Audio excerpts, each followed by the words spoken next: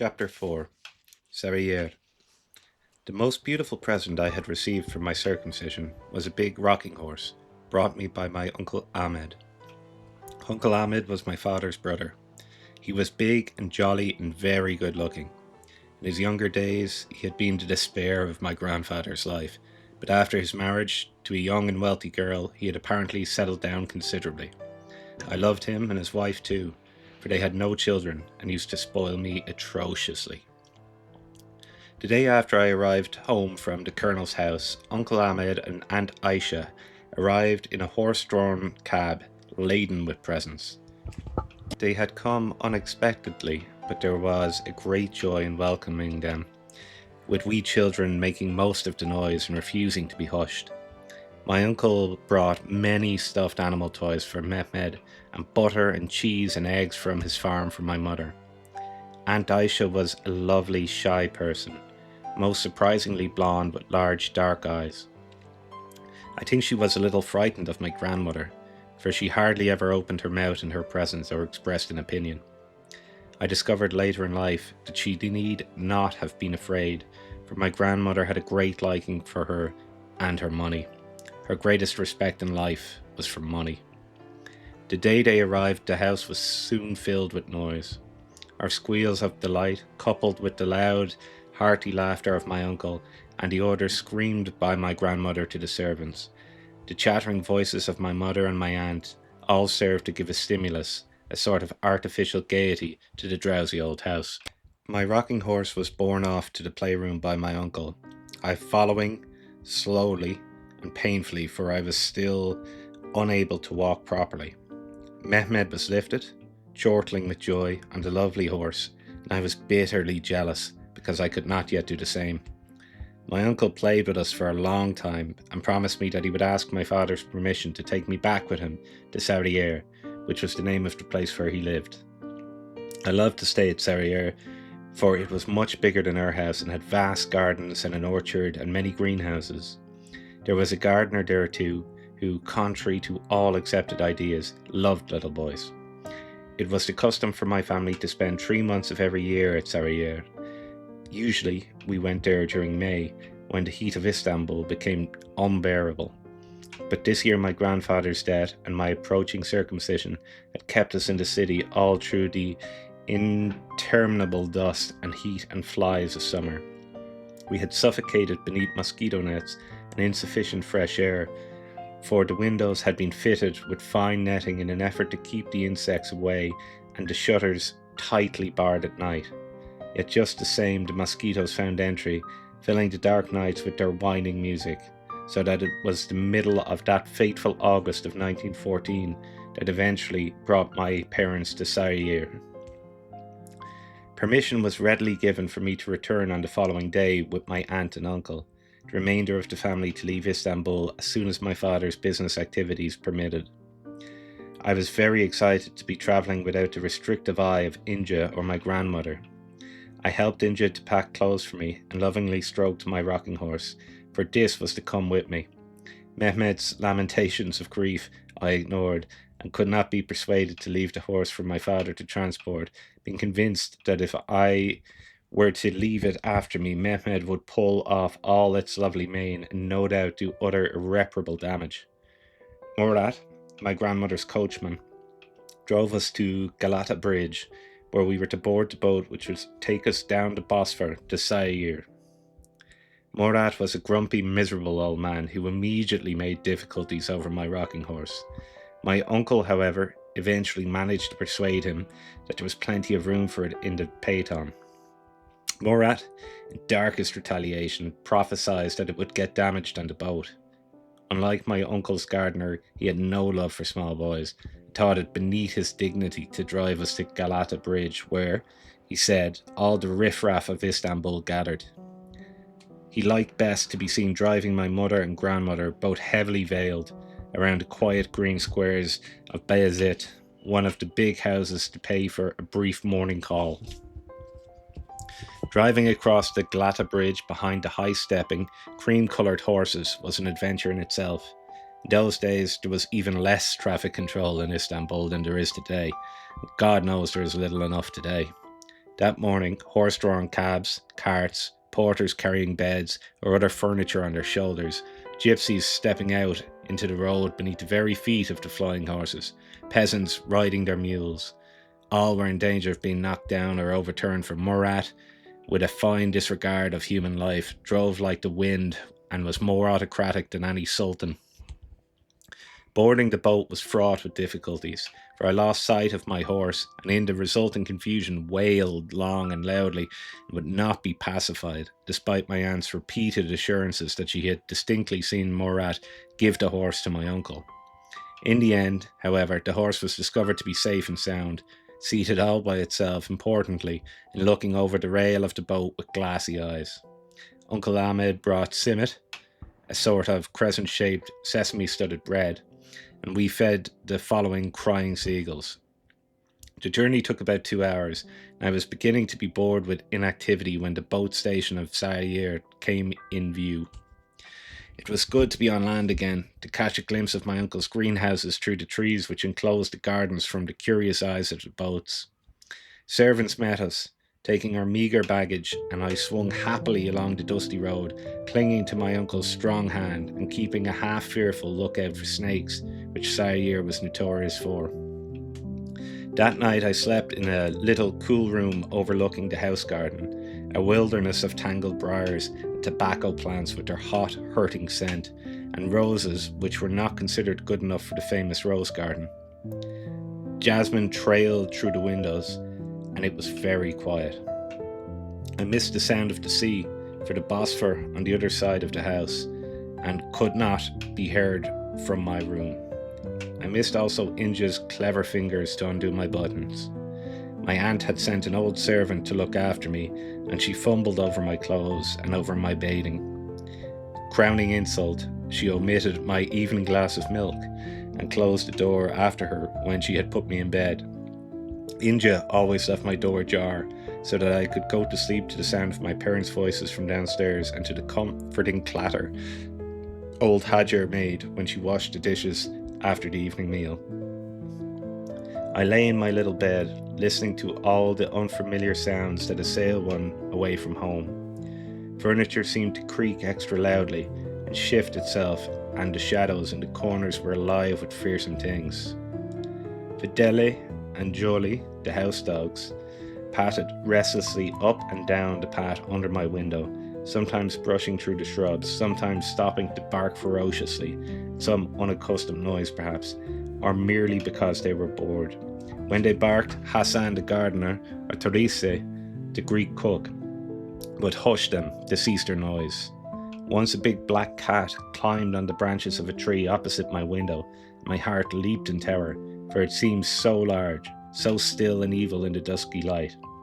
Yet, for all my little fears, I slept soundly, awakening the next morning to the friendly voice of my aunt, bidding me get up.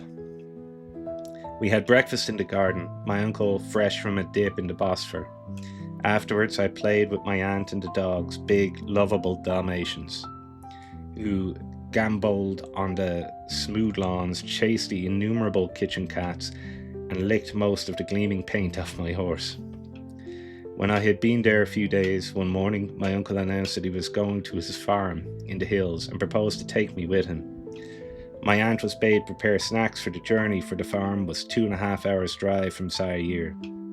The phaeton was brought round and in we climbed, settling ourselves with much laughter amid the cushions, and my aunt's face was covered with a thick, motoring veil, a veil that fluttered in the breeze and sometimes tickled my nose.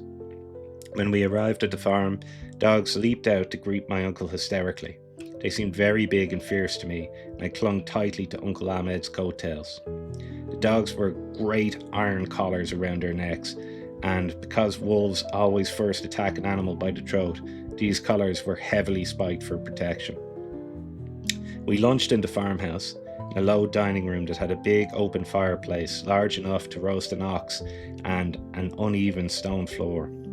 The furniture was primitive and handmade, but the meal which was served us was delicious. There were roast fowls piled on a mountain of pila, rice cooked in butter and chicken water, swordfish straight from the sea and served with parsley, slices of lemon, and various kinds of salads. There were dishes of grapes, watermelons, and some kind of heavy sweet made of shredded wheat, butter, syrup, and chopped nuts. Wine was served in carafes, and my uncle, answering the appeal in my eyes, poured a little into my glass.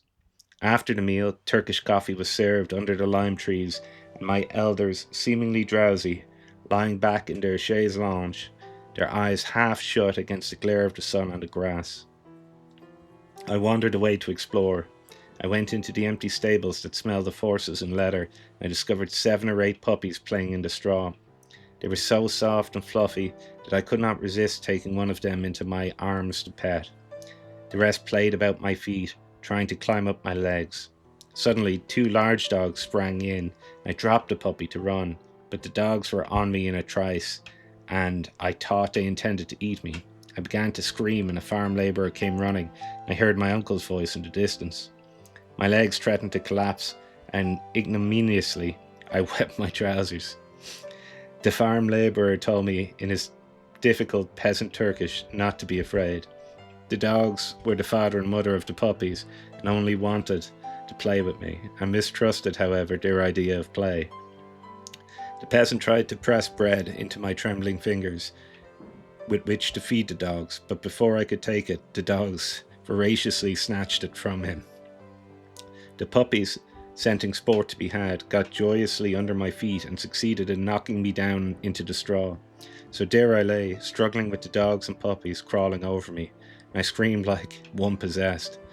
I was eventually sorted out of the dog mess by my uncle's capable hands and taken in floods of tears to be changed and washed. My aunt and uncle were roaring with laughter, and the louder they laughed, the louder I bawled, feeling their amusement to be adding insult to injury. After that disgraceful episode, I took care ever afterwards to avoid the stables and was glad when we returned to Zaire. My uncle used to bathe every morning before breakfast, and I used to watch him from the dining room windows, running down the garden to meet him when he was returning to the house. Some mornings I was taken with him, and he taught me how to swim. We had fun splashing about in the chilly water, but would come to breakfast with great appetites. Now my uncle was very fond of grapes. He could eat with ease 2 or 3 kilos each morning, and because of this my aunt was miserly about cutting from the house vine, which spread out over the terrace like a canopy. She treasured those grapes and would tie each in a cluster in a little muslin bag to prevent birds or bees from blemishing the fruit. And she never gave my uncle enough of them, at least in his estimation. Instead, dishes of market grapes were set on the table, which would cause heated words between them, he saying that one of the few pleasures of his day was to reach up to his own vine and cut as much as he wanted. He would come on the terrace each morning, eyeing with disgust the market grapes arranged so temptingly, so futilely for him. He would remark disparagingly, ringing a little silver handbell for the parlour maid, who would timorously emerge from the house, knowing full well what was to come. "What are these grapes doing here?" he would demand, to which she would reply, sadly, "Beefende, it was not possible to get any from the vine this morning," and stand there before him, looking down at her feet, her face and neck slowly reddening. Before my uncle could any further embarrass her limited intelligence, my aunt would appear to ask what was the matter. "The grapes, Hanam Effendi," the parlour maid would begin. "These grapes, Aisha," my uncle would interrupt, waving to the parlour maid to go away. "Why cannot we have our own grapes instead of these half-dead looking specimens?" Then he would stick out his lower lip, looking charmingly at my aunt, and maybe she would sigh and proffer the grape scissors without another word. Having got his own way, my uncle would be instantly repentant, contenting himself with one outsized bunch and one meagre one, calling upon my aunt to witness his amazing economy. But victory was not always so easy. The results largely depended upon my aunt's mood, and she could very easily turn her face to all cajolery. So my uncle formed a plan. I was shamelessly instructed to pamper and pet my aunt, and when her mood was judged to have been softened sufficiently, look appealingly to the house vine and beg for some of its grapes.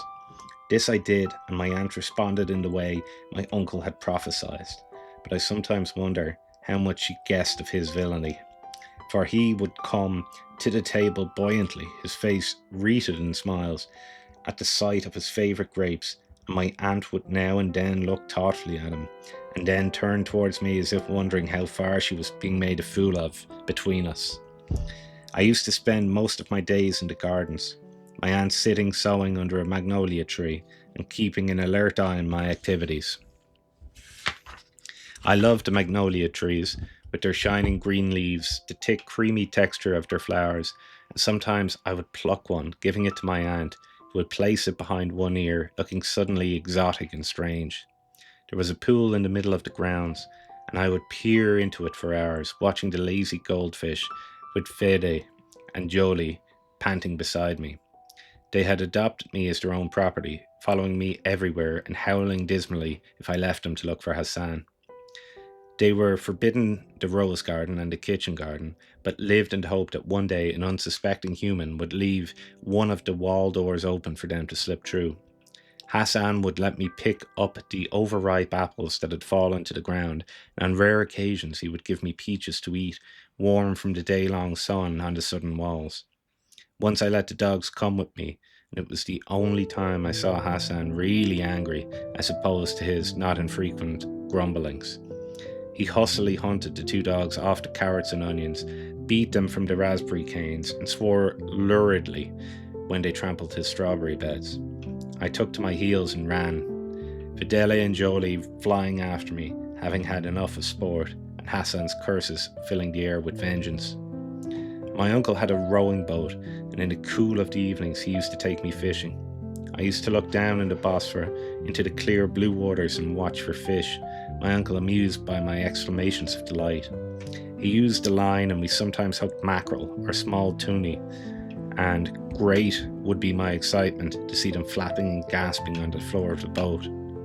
Once I saw a school of dolphins and watched breathlessly as they leaped through the air. Then, homing in the twilight with stars beginning to prick the green evening sky, with mackerel or tuna at our feet, and my uncle telling stories. Riding the Bosphore effortlessly, hearing and yet not hearing the voices of the shore people and the sirens from the big boats. They were good times for an almost 6-year-old to remember, times that have lived on in the memory long after the pleasure had died. One afternoon, during siesta time, which was taken in long cushioned chairs on the veranda, I woke to laughter and heard my aunt saying, "You must be tired travelling in this heat," and my mother replying that it had been quite cool on the boat and that she was not tired. I jumped up and ran into the hall, and there stood my smiling family in various attitudes of arrival. I was so happy that I could not speak for a moment or two, but just there, fingering the soft stuff on my mother's dress, going redder and redder with suppressed emotion. My mother unwound her veil and stooped over me. "How brown you are," she exclaimed, kissing me, and suddenly my feelings were loosed and I started to chatter. I flung myself on Inja and Mehmed, only realizing at that moment how much I had missed them. Immediately the comedian Inja started to roll her eyes at me. I roared with laughter, turning somersaults to show my appreciation. My father restrained my high spirits and put his hand on my head. He seemed quite unlike himself, and I was too young to know or understand that Germany and England were at war. Too young to know the difference that these far-off countries would make to Turkey and my own life. We sat on the veranda, where the vine sheltered us from the afternoon heat of the sun. Extra cushions were arranged, a maid brought glasses of iced water and Turkish coffee, and I climbed on my father's knee. He was absent-minded and did not take any notice of me, intent upon discussing with my uncle the manner of school I should be sent to. My uncle was opposing the whole idea, saying I was still too young to be sent to school in these troubled times, and here a secret look passed between them, which puzzled me but meant nothing. The subject was dropped, and they began to talk of other things.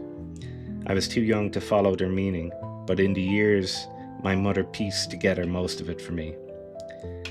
That night, lying in bed in a bigger room, which also held Mehmed, I could hear the voices of the grown-ups as they talked together on the veranda.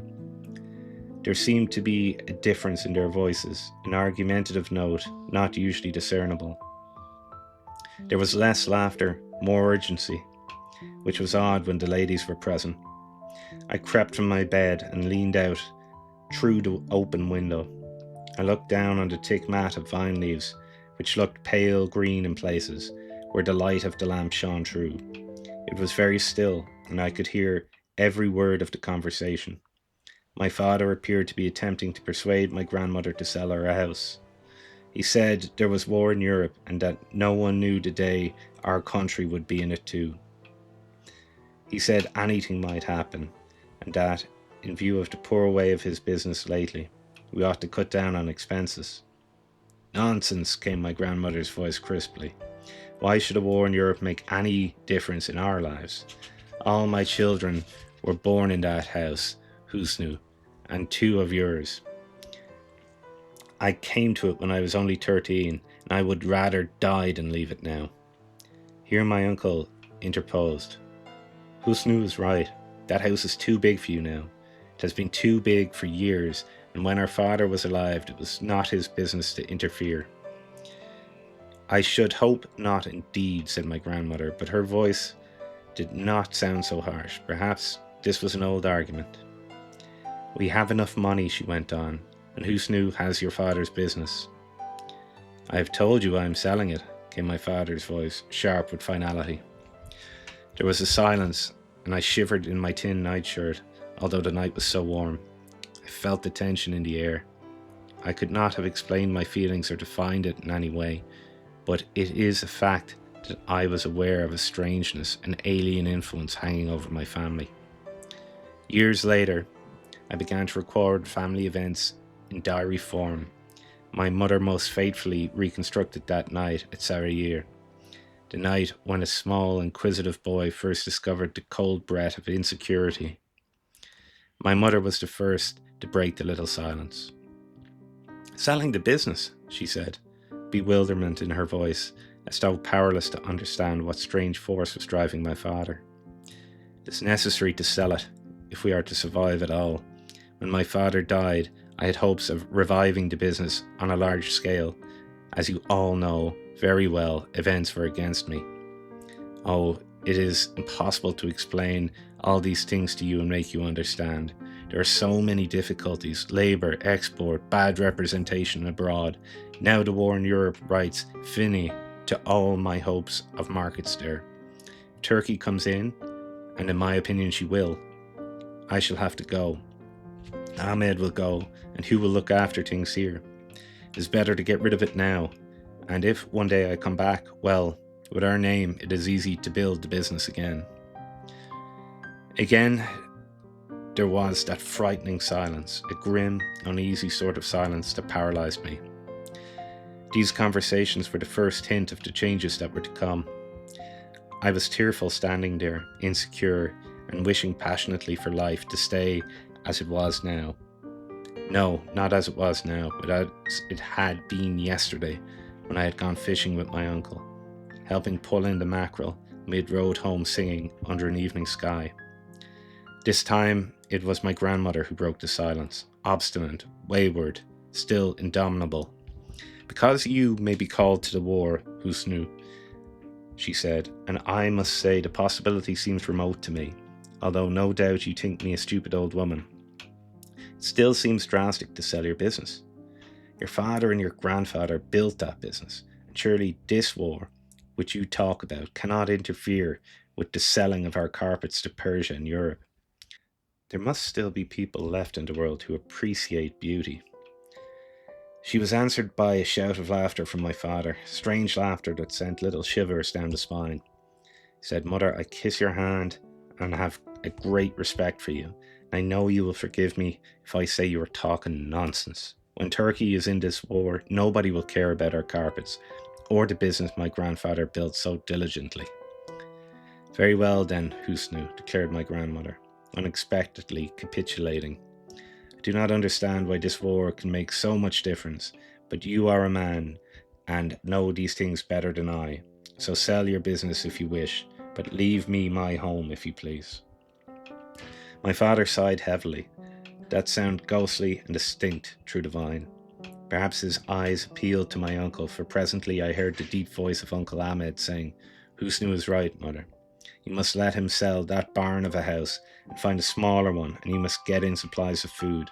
Prices are rising, the peasants beginning to hoard their wheat. It is better to provide now against the day when the shops may be empty, and you and my sister Shevke have to look after yourselves." "I wish I knew why we are all so gloomy," said my grandmother, "and why we have to look after ourselves. Where will Husnu be?" "God knows," said my uncle feelingly. "Even if he goes," continued my grandmother, determined to be fractious, "he will be an officer and will be able to send us many things. He will surely not see his family hungry." My father said quietly, "The Ottoman army has too many well-trained officers already. They will not want more officers. They will want good material to feed the guns." I did not know what he meant, but apparently my mother understood, for she made a little moaning sound of protest. My grandmother was silent for once. I could hear my mother softly crying, and my heart began to pound, and my skin to prickle uncomfortably.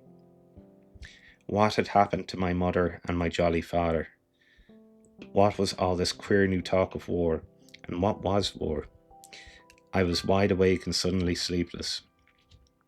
I would like to have called down to the little group sitting so still under the protective old vine that listened to their tragic secrets. I did not know why I was afraid, but I was old enough to realize that I had eavesdropped on a conversation not meant for my ears. The next morning, after Inja had dressed me, I ran impatiently downstairs, anxious to know what change there would be in my parents. They seemed perfectly normal, my mother calm as ever, and my father smiling-eyed. I felt a great relief.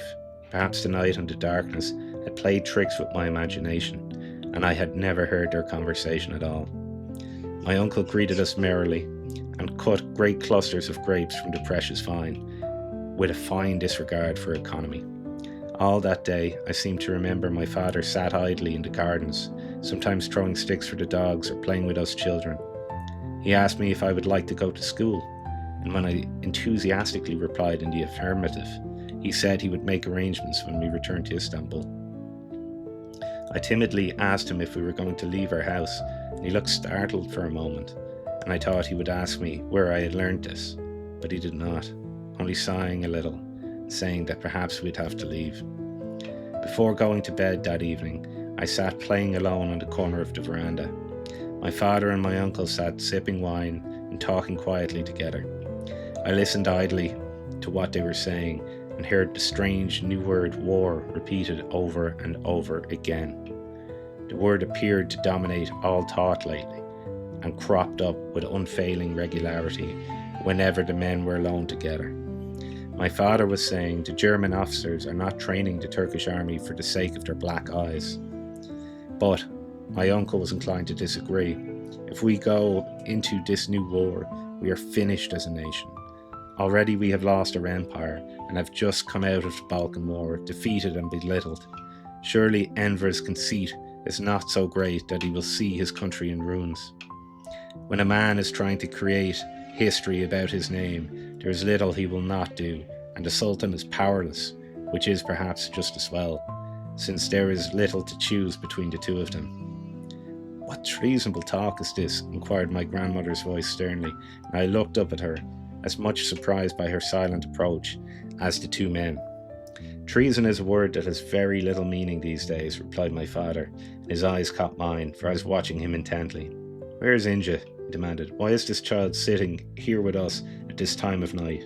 And he violently rang the handbell. After that, I heard no more disturbing talk of war or of anything else, for my parents were most careful to see I was fully occupied or safely in bed and asleep before they began their unsettling conversations. Those days at Sarıyer passed swiftly, and we children grew brown beneath the sun. My father began to fish with my uncle during the evening and idle in the gardens during the day. The ladies would go for short drives, pay calls on one or two of the big houses in the district, and sip Turkish coffee in the cool of the afternoon under the spreading branches of the magnolia trees. They looked so gay and elegant there, seated in their chaises, chattering like magpies, the sun washing their vivid silk dresses to shades of pastel. Sometimes I used to stand a little distance from them, watching them embroidering or lifting the coffee cup to their lips with white, languid fingers that flashed fire as the sun's rays caught the gleam of their rings. Perhaps the parlour maid would come across the lawn to them, her apron dazzlingly white against the sombre darkness of her dress, and I would feel nostalgia clutching at my heart, for I knew not what. Vague fears would begin to tremble formlessly in the mind, and I would want to catch and hold that brilliant, vivid scene forever. But at last, the day came for us to leave Sarıyer, and returning home to Istanbul and Ferde and Hacer was filled with its own excitement. My aunt parcelled quantities of food for us. Hassan presented my mother with a bouquet of roses.